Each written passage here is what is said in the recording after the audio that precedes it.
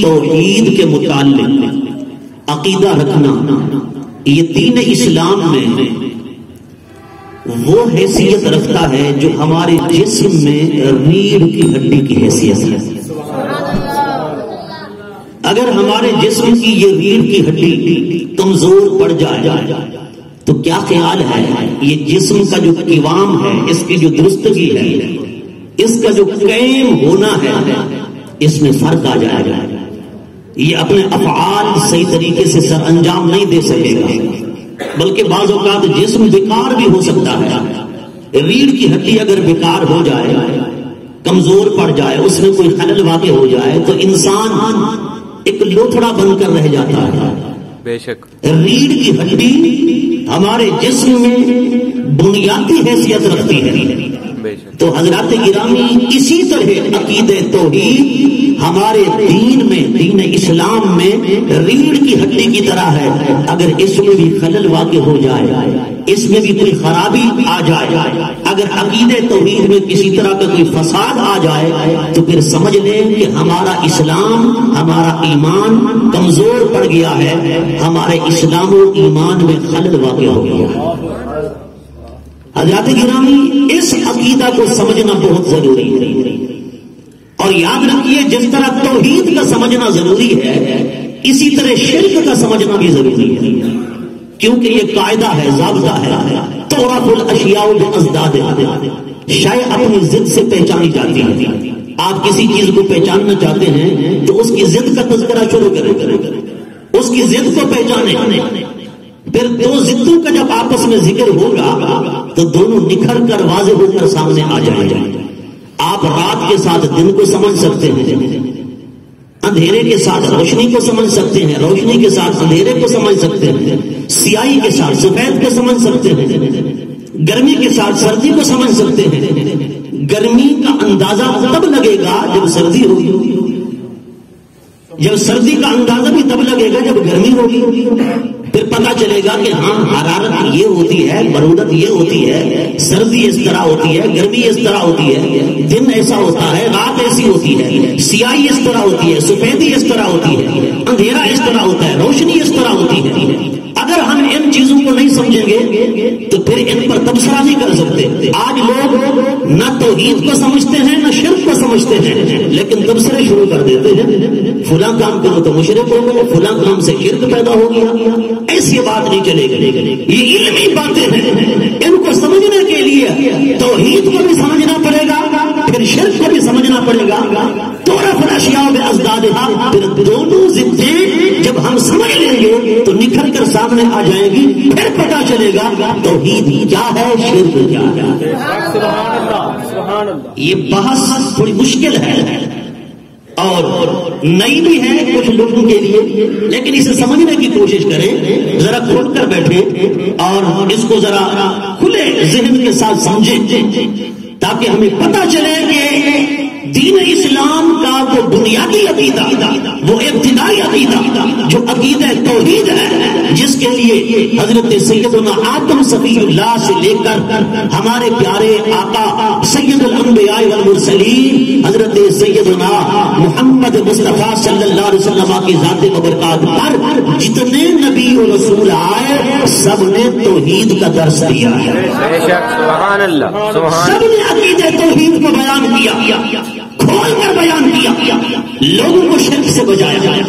حضرات گرامی، اب ذرا آگے بڑھیے، توحید ہے کیا؟ اس بارے میں عموماً 3 لفظ استعمال کیے جاتے ہیں، وحدت، وحدانیت اور توحید۔ بنیادی اعتبار سے اور لغوی اعتبار سے ان میں کوئی فرق نہیں ہے۔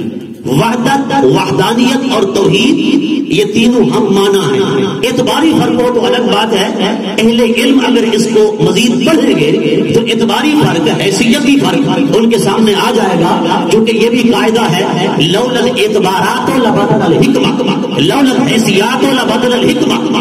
اگر حیثیت اور اعتبار کا فرق نہ کیا جائے تو پھر علم و حکمت کا حصول بھی ناممکن ہو جائے گا، لیکن علم و حکمت کو حاصل کرنا ہے تو پھر ہر چیز کا اعتبار دیکھا جاتا ہے، اس کی حیثیت دیکھی جاتی ہے۔ اعتباری فرق ہو تو الگ بات ہے، لغوی اعتبار سے تینوں ایک ہیں۔ توحید کے 2 معنی بیان کیے گئے، ایک لغوی اور دوسرا اصطلاحی۔ توحید توحید کا لغوی معنی کیا ہے؟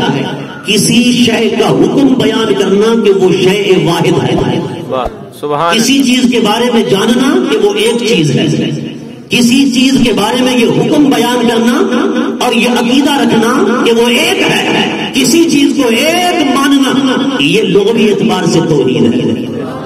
اصطلاح کے اندر توحید کسے کہتے ہیں؟ اصطلاح کے اندر اسم وحدانیت للذات السمدانیہ، اس بے نیاز ذات کی وحدانیت کا نام توحید ہے۔ توجہ آپ بے نیاز ذات، یہ قید لگائی ہے اہل علم نے، متکلمین نے، اہل کلام نے، جو عقیدہ بیان کرنے والے علماء ہیں نا، جیسے امام تفتزانی کی شرح عقائد نصفیہ، امام ابو جعفر طحاوی کی عقیدہ طحاویہ، امام ابو منصور ماتریدی کا بیان کردہ عقیدہ، امام ابو الحسن اشعری کا بیان کردہ عقیدہ، یہ عقائد کے ہمارے بزرگ اور امام ہیں۔ ملا علی قاری نے اپنی کتاب کے اندر لکھا، آپ فرماتے ہیں بے نیاز ذات کی یکتائی اور وحدانیت کا نام توحید ہے۔ سبحان اللہ۔ بے نیاز ذات، کیونکہ جس میں نیاز ہو، جس میں عجز ہو، جس میں انکسار ہو، جس میں احتیاجی ہو کسی کی، وہ واحد ہے اور وہ کسی سے جدا ہو ہی نہیں سکتی۔ سمجھو ذرا بات، یعنی کسی کے بارے میں عقیدہ رکھنا ہے کہ وہ واحد ہے، وہ یکتا ہے، وہ توحید کی علم بردار ذات ہے، وہ وحدانیت کی علم بردار ذات ہے، کسی کی مثل نہیں، کوئی اس کی مثل نہیں، وہ کسی کی مثل نہیں، کوئی اس جیسا نہیں، وہ کسی جیسی نہیں، کسی کے بارے میں وحدانیت کا، واحد کا، وحدت کا، توحید کا عقیدہ رکھنا اس وقت پکا ہوگا جب وہ ذات ہر کسی سے بے نیاز ہو، اور یہ شان کسی کی نہیں ہو سکتی کائنات میں، صرف اسی کی ہے جس کا نام اللہ ہے۔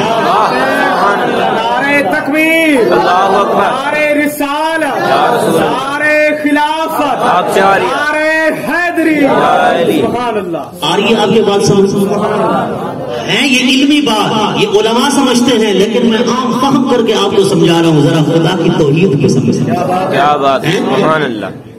یعنی جس میں بے نیازی آ جائے اسے آپ واحد کہہ سکتے ہیں، جس میں بے نیازی نہ ہو، جو کسی کی محتاج ہو جائے، جس میں انکساری آ جائے۔ اللہ تبارک و تعالیٰ کی ایک ذات ہے اور ایک اللہ تبارک و تعالیٰ کا نام ہے۔ اللہ تعالیٰ کی ذات کے بارے میں توحید کا عقیدہ رکھا جائے، اللہ تعالیٰ کی صفات کے بارے میں توحید کا عقیدہ رکھا جائے، اللہ تعالیٰ کے افعال کے بارے میں بھی توحید کا عقیدہ رکھا جائے، یعنی وہ ذات میں بھی واحد، وہ صفات میں بھی واحد، اور وہ افعال میں بھی واحد، نہ ذات میں اس کا کوئی شریک، نہ صفات میں اس کا کوئی شریک، اور نہ افعال میں اس کا کوئی شریک ہے۔ واہ واہ، سبحان اللہ، سبحان اللہ۔ یعنی اللہ تعالیٰ کی ذات کے ساتھ، صفات کے ساتھ، افعال کے ساتھ کسی کو شریک نہ بنایا جائے، وہ ہر اعتبار سے یکتا ہے، وہ ہر اعتبار سے واحد ہے۔ ذات کے اعتبار سے دیکھو تو وہ یکتا ہے، صفات کے اعتبار سے دیکھو تو وہ یکتا ہے۔ جی جیسے ہماری ایک ذات ہے جسے ہم دیکھتے ہیں، محسوس کرتے ہیں، جس میں طول، عرض، عمق ہو نا، وہ ذات کہلاتی ہے، یعنی جس میں لمبائی بھی ہو، چوڑائی بھی ہو، گہرائی بھی ہو۔ یہ مائکرو فون ہے، اس کی لمبائی بھی ہے، چوڑائی بھی ہے، اور موٹائی بھی ہے، گہرائی بھی ہے۔ جی ایسی چیز کو ذات کہا جاتا ہے، یہ ہماری ذات ہے۔ ہماری صفات بھی ہیں، کہا جاتا ہے قاری صاحب، حافظ صاحب، مولانا صاحب، علامہ صاحب، مفتی صاحب، پیر صاحب، شیخ صاحب، میاں صاحب، جان صاحب، فلاں، یہ ہماری صفات ہے۔ اور افعال کیا ہے؟ افعال یہ ہے کہ ہم کوئی کام کریں۔ اللہ تعالیٰ کی ذات اپنی ذات میں بھی کیا ہے؟ بے مثال، اپنی صفات میں بھی کیا ہے؟ بے مثال، اور اپنے افعال میں بھی بے مثال۔ سبحان اللہ۔ اس کا سب سے بڑا فعل کیا ہے؟ وہ خالق ہے۔ وہ کیا ہے؟ خلق، یعنی کسی کو پیدا کرنا، کسی کو بنانا، یہ اللہ تعالیٰ کا فعل ہے نا۔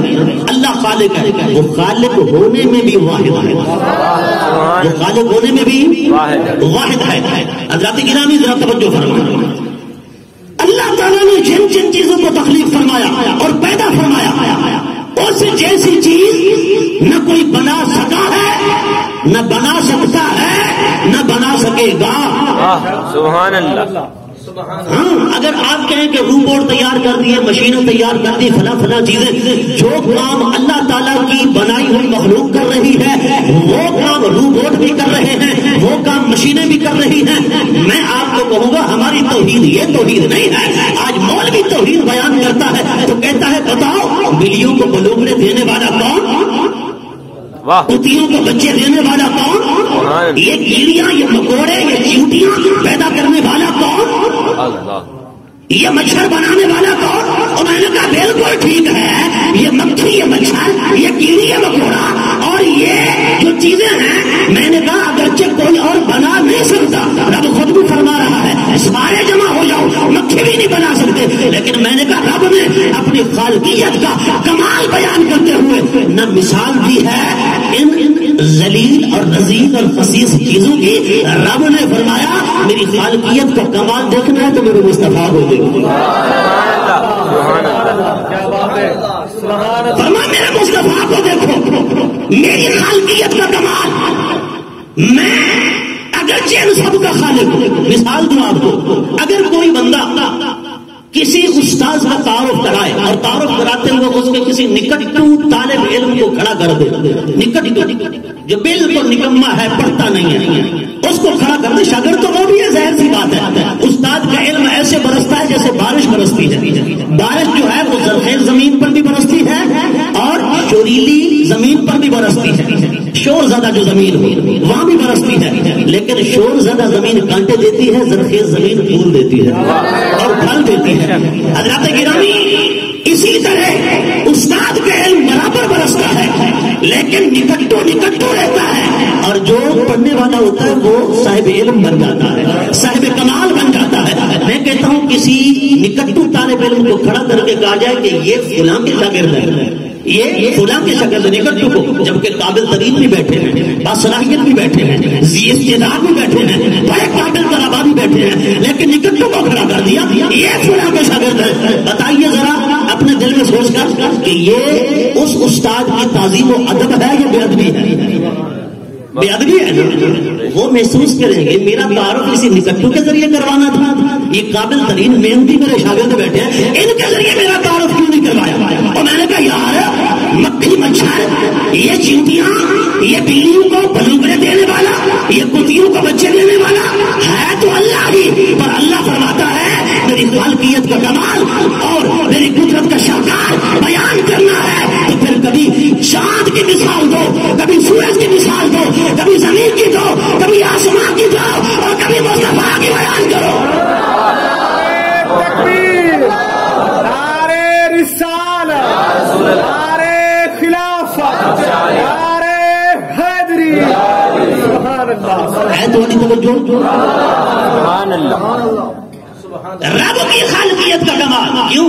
فرمایا کہ یہ ایسی مخلوق ہے خدا کی قسم جس پر خلقت کو ناز ہے، یہ ایسا مسیح ہے جس پر حسن کو ناز ہے، جی یہ ایسا بندہ ہے جس پر خدا کو ناز ہے، یہ ایسا نبی ہے جس پر نبوت کو ناز ہے، یہ ایسا رسول ہے جس پہ رسالت کو ناز ہے، یہ ایسا امام ہے جس پہ امامت کو ناز ہے، یہ ایسا باپ ہے جس پہ ابوت کو ناز ہے، یہ ایسا بیٹا ہے جس پہ بنوت کو ناز ہے، فرمایا یہ ایسا نبی ہے جس پہ امت کو ناز ہے، یہ ایسا آقا ہے جس پہ غلاموں کو ناز ہے، جس کو جتنا ناز ہے اتنا بولے۔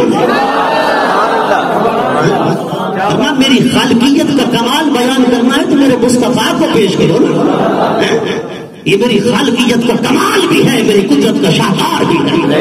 سبحان اللہ، سبحان اللہ، اللہ اکبر۔ اللہ تبارک و تعالیٰ کی ذات، اس کی صفات، اس کے افعال میں کوئی شریک نہیں، لیس کمثلہ شیء، وہ ذات میں بے مثال ہے، وہ صفات میں بے مثال ہے، وہ افعال میں بھی بے مثال ہے۔ حضرات گرامی، اللہ تبارک و تعالیٰ اس کائنات کا خالق ہے۔ اللہ کو سمجھنا کیسے ہے؟ اللہ کو اگر سمجھنے کی کوئی بندہ کوشش کرے، یاد رکھیں اللہ تبارک و تعالیٰ کی وہ ذات ہے جو عقل میں نہیں آ سکتی، بے شک، علماء فرماتے ہیں اللہ تعالیٰ کے صفاتی نام بہت ہے، اللہ تعالیٰ کا ذاتی نام ایک ہے اور وہ ہے اللہ۔ بولے ذرا محبت سے اللہ، مزید اونچا بولے اللہ، ذوق سے، محبت سے، وجد سے، شوق سے، ذرا پیار سے، ذرا گج وج کے اللہ، یہ اللہ کا ذاتی نام ہے اللہ۔ ہر دم اللہ اللہ کا، ہر دم اللہ اللہ کا، جیے تو اس کا ہو کر جی، مرے تو اس کا ہو کر اللہ۔ علماء فرماتے ہیں یہ کسی سے بنا ہے یا نہیں بنا؟ فرماتے ہیں یہ لفظ نہ کسی سے بنا ہے نہ کوئی اس لفظ سے بنا ہے۔ جیسے اللہ کی ذات لم یلد ولم یولد ہے، ویسے اس کا نام بھی ایسا ہی ہے۔ توجہ آپ کی؟ جیسے اللہ کی ذات کسی سے پیدا نہیں ہوئی نہ کوئی اس سے پیدا ہوا، فرمایا لفظ اللہ اس کا نام جو ذاتی نام ہے نا، اس کی شان بھی یہی ہے۔ سبحان اللہ۔ نہ یہ کسی سے بنا نہ کوئی اور لفظ اس سے بنا، حالانکہ لفظ تو بنتے ہوتے ہیں۔ علماء فرماتے ہیں خدا کی قسم یہ کسی سے نہیں بنا۔ کیوں؟ قاضی بیزانی نے لکھا، امام رازی نے لکھا، اٹھاؤ مفسرین کو، فرماتے ہیں جیسے کائنات خدا کو سمجھنے میں حیران ہے، ویسے اس کا نام سمجھنے میں بھی حیران۔ سبحان اللہ۔ عقول حیران ہے، شعور حیران ہے، کائنات حیران ہے۔ جیسے خدا کی معرفت کسی عقل میں نہیں آ سکتی، ایسے لفظ اللہ کی بناوٹ بھی کسی عقل میں نہ کسی علم میں آ سکتی۔ سبحان اللہ۔ لیکن کچھ کہتے ہیں یہ بنا ہے، کچھ کہتے ہیں یہ بنا ہے۔ کہاں سے بنا ہے؟ کس لفظ سے بنا ہے؟ جیسے قاضی بیضاوی نے لکھا تفسیر بیضاوی میں، وہ فرماتے ہیں لفظ اللہ یہ نکلا ہے الہ سے۔ الہ کا معنی ہے چین دینا، سکون دینا، قرار دینا۔ اللہ خود فرماتا ہے الا بذکر اللہ تطمئن القلوب، میرے ذکر سے دلوں کو چین ملتا ہے۔ فرمایا کائنات عالم کا چین اور سکون جو مرضی جہاں ڈھونڈتی رہے، فرمایا کہیں نہیں ملے گا، وہ اللہ ہے جو الہ سے بنا ہے۔ فرمایا تمہارا چین اور سکون اللہ کی ذات کے ساتھ، اللہ کی ذات کے ساتھ۔ اگر چین چاہتے ہو آؤ اللہ کے دامن سے وابستہ ہو جاؤ، اللہ کے دامن سے وابستہ ہو جاؤ۔ اس لیے اللہ الہ سے مشتق ہے، یا فرمایا یہ الہ سے مشتق ہے، اس کا معنی ہے پردہ اور حجاب، کیونکہ اللہ تعالیٰ ایسے حجاب اور پردے کے اندر ہے، نہ عقل و شعور میں آ سکتا ہے، نہ خیال و تصور میں آ سکتا ہے، نہ وہم و گمان میں آ سکتا ہے۔ جو عقل و شعور، وہم و گمان، تصور و خیال سے بالا تر ذات ہے، اسے کہتے ہیں اللہ۔ امام غزالی فرماتے ہیں اللہ کو اگر سمجھنا ہو، فرماتے ہیں اللہ ہر وہ چیز کل ما تصورتا، ہر وہ چیز جس کو تو تصور کرتا ہے، فرمایا تیری عقل میں آ سکتی ہے۔ فرمایا کہ اس سے جو ما بنا المرا ہے وہی اللہ ہے۔ سبحان اللہ، سبحان اللہ۔ تیری عقل میں جو آ سکتا ہے سوچ، وہ آ جائے گا، وہ آ جائے گا، وہ آ جائے گا، یہ آ جائے گا، یہ آ جائے گا۔ یہ چیزیں تیرے عقل میں آ جائے گی، فرمایا جو تیرے عقل میں آ جائے وہ اللہ نہیں، جو عقل میں نہ آئے وہ اللہ ہے۔ سبحان اللہ، سبحان اللہ۔ حضرت امام اعظم ابو حنیفہ سے پوچھا گیا بتاؤ اللہ تبارک و تعالی یکتا ہے، واحد ہے، لیکن یہ بتاؤ اللہ سے پہلے کیا تھا؟ اللہ سے پہلے کیا تھا؟ اللہ سے پہلے کیا تھا؟ آپ نے فرمایا یہ بتاؤ ایک سے پہلے کیا تھا؟ ایک سے پہلے کیا تھا؟ فرمایا نہ ایک سے پہلے کچھ ہے نہ اللہ سے پہلے کچھ تھا۔ پھر پوچھا گیا اللہ کا رخ کس طرف ہے؟ آپ نے فرمایا شمع لاؤ، جب شمع لائی گئی آپ نے فرمایا اسے جلاؤ، روشن کرو، جب شمع کو روشن کیا گیا، جلایا گیا، آپ نے فرمایا یہ شمع جل رہی ہے نا، بتاؤ اس شمع کا رخ کس طرف ہے؟ سبحان اللہ۔ وہ دہریہ تھے، وہ خاموش ہو گئے، وہ خدا کے وجود کے منکر تھے، خاموش ہوئے۔ آپ نے فرمایا اللہ کا رخ شمع کی طرح ہے، اور فرمایا خود فرماتا ہے فَإِنَّمَا تُوَلُّوا فَثَمَّ وَجْهُ اللَّهِ، جدھر کی رخ کرو ادھر خدا ہی خدا، باہر سے جلوائے دیدار دیدم، باہر چیزیں جمال یار دیدم، جمال خود جمال یار دیدم۔ فرما باہر دیکھو اللہ، اندر دیکھو اللہ، عالم کبیر میں اللہ، عالم صغیر میں اللہ۔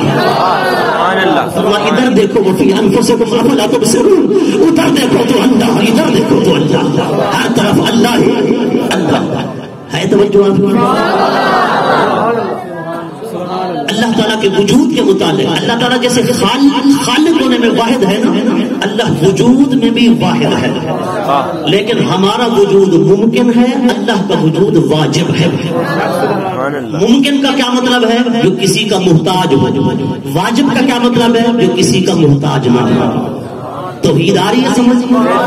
سنیو، شان مصطفیٰ کے ساتھ شان خدا بھی سمجھو، عظمت مصطفیٰ کے ساتھ توحید خدا بھی سمجھو۔ ہم سارے ممکن ہیں۔ ممکن وہ ہوتا ہے کہ اپنے وجود میں پیدا ہونے میں کسی کا محتاج ہو، وہ کوئی اس کو پیدا کرے، اسے کہتے ہیں ممکن۔ لیکن واجب وہ ہوتا ہے جو از خود سے ہو، لیکن اس کا وجود بھی ضروری ہو، کسی کا محتاج نہ ہو اپنے ظاہر کرنے میں یا ہونے میں، اس کو کہتے ہیں واجب الوجود۔ پھر وجود کا معنی یہ نہ سمجھنا جیسے ہماری سریکی میں کہتے ہیں نا، وجود کا معنی جسم، وجود کا معنی جسم، یہی لیتے ہیں نا، کہتے ہیں وجود کو پاک کرو، میں وجود پاک کر رہا تھا، محاورہ بولتے ہیں نا، الفاظ ہیں اس طرح ہماری زبان کے۔ وجود کا معنی جسم نہ کرنا، اللہ جسم سے پاک ہے، جسمانیات سے پاک ہے، اللہ اعضاء سے بھی پاک ہے۔ کسی جمعہ آپ کو بتاؤں گا انشاءاللہ، یہ ایمان رکھوں گا کہ اللہ کے قرآن میں ہاتھ کا ذکر آیا، قرآن میں اللہ کے وجہ کا ذکر آیا، قرآن میں اللہ کی بجلی کا ذکر آیا، قرآن کے اندر اللہ تعالیٰ کے بارے میں لفظ نفس آیا، لفظ وجہ آیا، لفظ ید آیا، لفظ ساق آیا۔ اس کا کیا مطلب ہے؟ یہ جسم کے اعضاء کا ذکر جو قرآن میں آیا اللہ تعالیٰ کی ذات کے بارے میں، اس کا کیا مطلب ہے؟ کسی جمعے انشاءاللہ یہ میں عرض کروں گا۔ حضرات گرامی، میں عرض کر رہا تھا اللہ واجب الوجود ہونے میں یکتا ہے، کائنات کا ہر وجود ممکن ہے، خدا کا وجود واجب ہے۔ سبحان اللہ، مفہوم سمجھنے کے بعد سبحان اللہ اونچی آنی چاہیے۔ یہ باتیں آپ کو ہر کوئی اتنی آسان کر کے نہیں سمجھائے گا، بڑی معذرت کے ساتھ۔ یہ وہ چیزیں ہیں جو ہیں علمی، لیکن اتنی آسان کر کے سمجھا رہا ہوں، شاید آپ کی عقل میں پڑ رہی ہوگی۔ ہر کائنات کی چیز ممکن، اللہ کی ذات واجب۔ ممکن وہ جو پیدا کرنے میں کسی کا محتاج ہو، واجب وہ جو کسی کا محتاج نہ ہو۔ ایک مولوی صاحب بیان کر رہے تھے، آج ہم مقررین کو سننے کے عادی ہیں نا، جو یہاں ہاتھ رکھے اور دو چار سورے لگائیں اور بیرو کی بھرمار ہو جائے، ہاں جی، پھر اس طرح پیسے جمع کر کے چلے جائیں، لیکن عوام کو نہ عقیدہ بتائیں، نہ عمل بتائیں، نہ کوئی دین کی سچی سچی بات بتائیں۔ آپ بھی ان کے ساتھ خوش ہوتے ہیں، بڑی معذرت کے ساتھ، میں معذرت کرنے کے ساتھ یہ بات عرض کر رہا ہوں۔ حضرات گرامی، مولوی صاحب سے بیان کر رہے تھے، پوچھا گیا، ایک انہوں نے پرچی لکھی، وہ علم جانتے تھے نا ان کا، پرچی لکھی کہ یہاں یہ لوگ اللہ تعالیٰ کو واجب الوجود مانتے ہیں۔ کیا مانتے ہیں؟ واجب الوجود۔ اس نے پرچی پڑھی، اس نے وجود یہی سمجھا نا جو ہم سریکی میں بولتے ہیں، وجود کا معنی جسم۔ اس نے کہا لا حول ولا قوت الا باللہ، استغفر اللہ، اللہ تعالیٰ واجب الوجود، اس کا وجود ہے۔ اس نے کہا جو اللہ کو واجب الوجود مانتا ہے وہ کافر ہے۔ میں کہتا ہوں بتاؤ، ممبر پر بٹھا کر مقررین کو جو جاہل ہیں، جنہیں پتہ ہی نہیں واجب الوجود ماننا اللہ کو ضروری ہے، بے شک، اور یہ اسلام کا بنیادی عقیدہ ہے، اس کے بغیر بندہ خود کافر ہے، لیکن وہ کہتے ہیں ماننے والے کافر ہیں۔ اللہ، یہ توجہ تمہاری، ایمان سے اپنا ایمان برباد نہ کیا کرو، ذرا فاصلہ رکھا کرو، فرق رکھا کرو، فرق نہ کنی زندگی، بزرگ فرماتے ہیں فرق نہیں کرے گا زندگی کو اگر مرے گا۔ حضرت مولا کائنات سے پوچھا گیا خدا ہے اور واجب الوجود ہے، دلیل آپ نے فرمایا اگر کوئی بندہ تجھے اٹھائے دریائے دجلہ میں پھینک دے، دریائے دجلہ کے اندر پھینک دے، اور تو وہاں پر جو ہے غوطے کھا رہا ہو، تجھے امید تو ہوگی نا کہ میری زندگی بچ جائے، بتا کس پہ امید ہوگی؟ اس نے کہا آخر امید تو ہوگی نا، جان عزیز ہے، پیاری ہے، میری جان بچ جائے۔ آپ نے فرمایا جس پر تجھے امید ہے نا وہی خدا، وہی اللہ۔